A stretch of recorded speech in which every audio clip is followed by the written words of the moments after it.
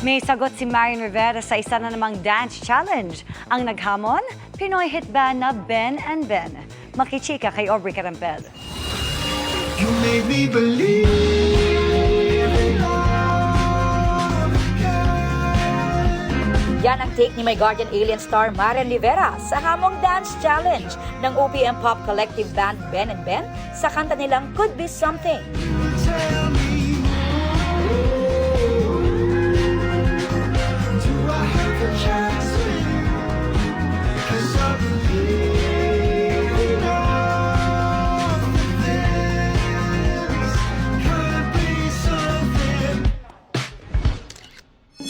Nagsimula lang daw ito sa katuwaan na hindi raw akalain ng banda na seseryosohin ng Kapuso Primetime Queen. Baka naman, Ate Marian, kung baka pwedeng gawa ng steps tong isang kanta namin, yung Could Be Something. Tapos ginawa niya.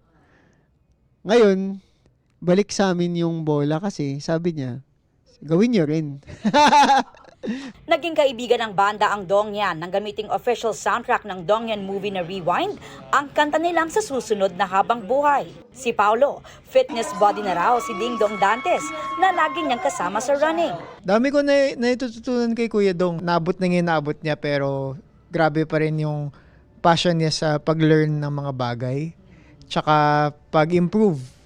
Habang pinag-aaralan pa raw nila ang dance challenge ni Marian, i-release daw muna nila ang kanilang bagong single sa Biyernes, ang Comets, na isa na namang kantang mapanakit but bittersweet. Heto at may patikim na sila. Why do comets come my way if they were only meant to pass?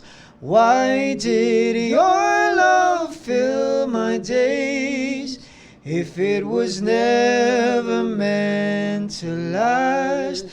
4 years in the making daw ang kantang ito na isinulat ni Miguel at Paulo noong pandemic. Kakulap daw nila sa song ang Indonesian artist and producer na si Petra Sihombing na nagbigay daw ng new flavor sa song. Pinuntahan pa raw ni Paulo si Petra sa Bali, Indonesia.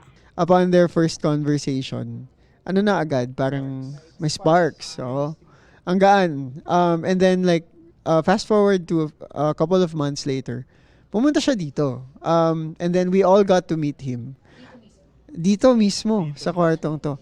Bukod sa new single, in the works na rin ang new album at upcoming concert na mangyayari raw ngayong 2024. Aubrey Carampel, updated sa Showbiz Happenings.